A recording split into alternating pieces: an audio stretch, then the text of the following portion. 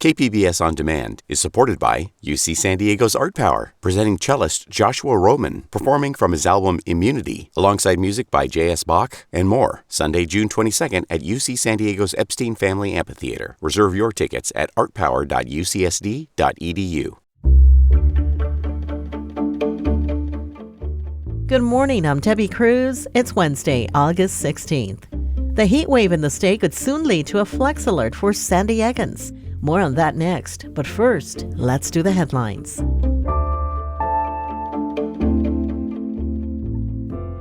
Yesterday was the last day for voters to submit their ballots in the special election for the District 4 seat on the San Diego County Board of Supervisors. For the latest results, visit sdvote.com. The unofficial results will be updated on Thursday at 5 p.m., but we won't have final results until they're certified. The deadline for that is September 24th. If no candidate receives a majority of votes, the top two will participate in a runoff election November 7th. Tijuana's Little League All-Star Baseball team will be playing in the Little League World Series on Friday in Williamsport, Pennsylvania. It's the first time that Tijuana Little Leaguers have made the World Series since 2013. The team of 10 and 11-year-olds won the Mexican National Tournament last month, securing their spot in the World Series. The first 4 matches in the series kick off today, and Mexico's opponent on Friday will be based on the winning teams in today's matches. The heat continues across the county, so much that a heat advisory has been issued in the county's mountain areas. And an excessive heat warning for the deserts goes into effect at 10 this morning. Both are in effect until 8 p.m. tomorrow. Temperatures are expected to reach 98 in the mountains and up to 115 in the deserts. There's also a chance of continued thunderstorms in those areas. Temps in the inland parts of the county will be in the low 90s today. The National Weather Service says that's up to 8 degrees above normal for this time of year. From KPBS, you're listening to San Diego News Now. Stay with me for more of the local news you need.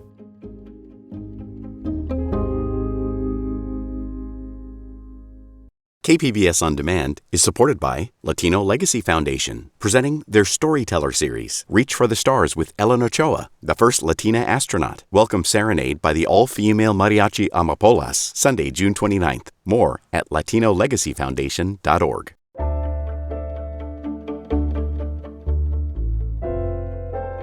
San Diegans haven't seen a flex alert yet this year, but one could be coming. State power grid operators are monitoring a heat wave in Northern California that's been putting pressure on the state's electric grid. Reporter Matt Hoffman has more. San Diego hasn't seen temperatures rising dramatically, but because the power grid is interconnected, residents could be asked to conserve energy if demand outweighs supply. On Tuesday, grid operators said energy supplies are expected to cover higher demand this week. Alex Welling is a communications manager with San Diego Gas and Electric. He says if a flex alert is issued, residents will be asked to reduce their electric use to avoid a situation that could end up in rolling blackouts.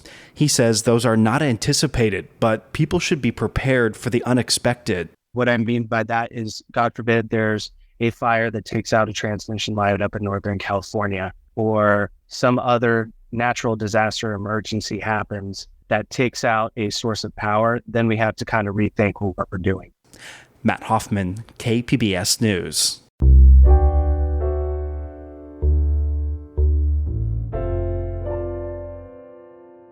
Providers of homeless services in Chula Vista say they are seeing an influx of people experiencing homelessness and seeking services. Reporter Jacob Ayers says providers are overwhelmed. It's been a rush of people coming down from San Diego looking for food, shelter, showers, and other homeless services throughout South Bay and at Community Through Hope.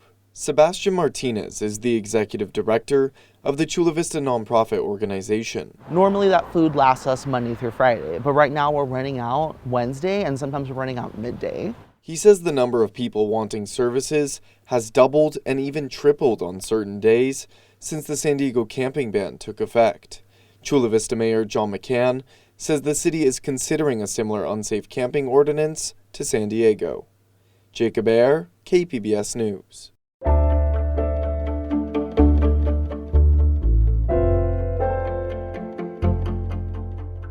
There is a vintage upright piano at Liberty Station right now. Education reporter MG Perez introduces us to the young musicians behind the piano. Here comes the sun, and I say it's all right. 14-year-old McKenna Stumpo and his lifelong friend, 14-year-old Liam Kett, have a creative connection that they most recently used in a collaboration to revive an aging Iverson Pond upright piano. This piano is significantly older. It's lived about 3 lifetimes. McKenna is an accomplished piano player and singer. Liam plays the electric guitar. Together, they make music and create art, which brings us to the piano project they started last October to earn community service hours at school. The piano was headed to the junkyard, but the boys were sure it still had value and a reason to play on. That's when they reached out to the National Sing for Hope organization, a New York City-based nonprofit that uses artists everywhere to bring hope, healing, and inspiration through art to people who need it most, starting with restored pianos. Someone paints a piano, it's put in the public for about 3 weeks. That's where we are right now, is in the public display. And then it's donated to a forever home, such as a hospital, school, a community center, even someplace like this. Since July, the piano has lived in this corridor at the corner of Dewey Road and historic Decatur Road in Liberty Station. Its keyboard available to anyone passing by. There are lots of my signature style doodles, and there's skateboards, there's waves all over the piano. Liam is also a talented artist who uses acrylic paint and markers to draw. The piano became his canvas, honoring his beloved Ocean Beach community. It's a sun with rays shooting out and a large-scale Ocean Beach pier with a bunch of waves breaking. For McKenna, there is a deeper message in his music, inspired by the legendary Piano Man.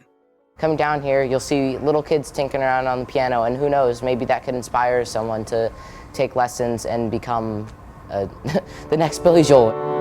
Slow down, you crazy child, just so ambitious for a juvenile.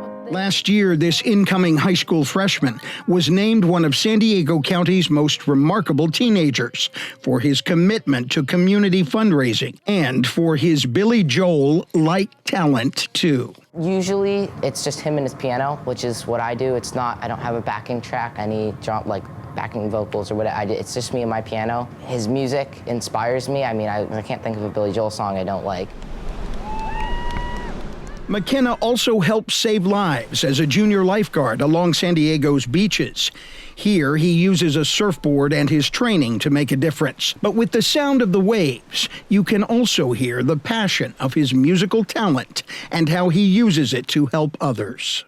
That's what music's all about, is bringing people together. Who knows, someone could have not been having a good day, you know? They could have been having thoughts of suicide or whatever, and they walked by a piano like this and they heard someone playing, or they sat down and played it. We talked with Camille Zamora, co-founder of Sing for Hope in New York City, about McKenna and Liam's piano project. She gives them an A+ on the message they've created through their music. It expands our minds. It breaks down those barriers. And I think that connection with that spark of innovation is something that we all need. Here comes the sun. For now, Liberty Station will allow the boys' piano to stay until they can find its forever home. MG Perez, KPBS News. Coming up, an author headlining this year's Festival of Books talks about her young adult fantasy series. We'll have that just after the break.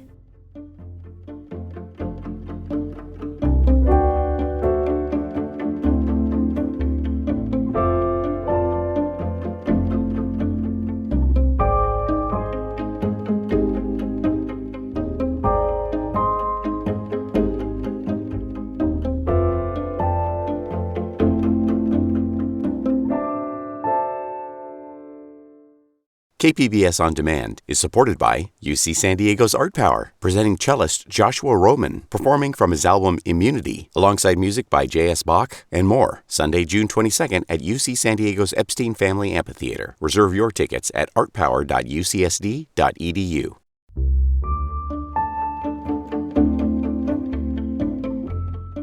We're continuing our interviews with authors who will be at the San Diego Union Tribune's 7th Annual Festival of Books this Saturday. Adeline Grace is a local author and one of the festival's headliners. Her latest is a young adult fantasy series that kicked off with Belladonna. It's a Gothic-infused romance set against a Victorian-era backdrop. The sequel, Foxglove, comes out on Tuesday. Grace spoke with my colleague Jade Hindman about the series. Here's part of their conversation. I want to talk about Belladonna first. The inspiration for your series actually came from a moment where you envisioned your own death. Tell us more about that. Yeah, so I was such a weird kid. I mean, my relaxing music I grew up listening to was like Sweeney Todd. So I've always been, I guess, a little bit of an oddball. But my first job was working in live theater. And one of the shows I was working on back when I lived in Arizona Broadway Theater, was The Secret Garden. And I was up in the rafters on the catwalk, way high above the audience. And, I'd seen this show probably 50 times at this point. My brain is just on autopilot. And nobody knows I'm up there. And I'm just staring down at the audience, watching like the ghost on stage sing. And I just had this weird thought of like, what would happen if I fell? Would anybody be able to see me? Like, would I die? Would I become a ghost? Would I haunt this theater? And it was this very initial spark of the idea for Belladonna because, again, the ghosts are singing on stage. We have this backdrop in like this eerie manner. It's kind of just an odd thought that spiraled into an entire book. And I want to know more about your background in Gothic literature. I mean, you turned to classic Gothic novels like Rebecca and Jane Eyre. Tell me more about that. Yeah, so I was actually an English major in college. I loved reading those books so much. That was always my favorite part of school, just the Gothic literature courses, the fairy tale courses, all of that. So being able to kind of weave all those elements together into a book that I got to create was just the best of every world. It's been so much fun. The Victorian era especially has always just been so fascinating to me. I would never want to live in it. It's a very kind of gross time period, but it's fascinating as well. They had such an interest in death at that time and would take photographs with those that they have lost. It was just a very interesting time that fits very well towards Gothic literature. No doubt about that. Let's talk about your main character, Signa. Even though both books take place in the Victorian era, her internal struggles are pretty relatable to a lot of young women. Could you tell us more about that? Yeah, so Signa has spent her entire life just wanting very much to fit in. She feels like the odd duck out in every scenario. Her entire life, people around her have died of strange and mysterious circumstances, and she is not sure why. And she very much thinks that if she just kind of follows the rules of society and fits in and plays her part, that she will find, room for herself and she will find a space where she is accepted. And along the way, I don't want to spoil too much of the book, but of course, along the way that she has to learn that is not being true to herself and that there's a cost to that. And she has to find the sort of balance of who she is, who she personally wants to be, and how she can carve out a space for herself in the world that doesn't want her to want the things that she wants. Adeline, before Belladonna and Foxglove, you wrote 2 books also in the young adult fantasy genre. They were much lighter in tone, I'll say. So why do you think fantasy, and dark fantasy in particular, is so popular with the young adult audience? Oh, that's a great question. I feel like publishing is really changing. Young adults became a huge thing back when I was growing up and I was considered young adult. It was very much like the Twilight era. And I feel like a lot of the people who grew up with those books are now getting older and they are looking for something with a similar pace of a young adult novel, which are very quick paced books. And they're looking for something a little bit older, though, characters who are in their 20s, stories that are a little bit more romantic, a little bit darker. And that was very much what I focused on for Belladonna, which is a much more upper YA sort of category. That's the new cool term, I guess, in publishing. Where my first series, All the Stars and Teeth, was a lot more high fantasy, a lot more grounded in the young adult traditional genre. A character who, is 18, very much in the teenager sort of space and they're discovering who they are. That is a very traditional aspect of a young adult novel. Where Belladonna is skews a little bit older, a little bit more romantic, a little bit more romance on the page. That was author Adeline Grace speaking with KPBS Midday Edition host Jade Heidman. Grace will be on a panel at the Festival of Books on Saturday at 12 p.m. The festival runs from 10 a.m. to 4 p.m. at USD. That's it for the podcast today. As always, you can find more San Diego news online at kpbs.org. Join us again tomorrow for more of the day's top stories, plus a story about the challenges of bringing more performing arts to the South Bay. I'm Debbie Cruz. Thanks for listening and have a great Wednesday.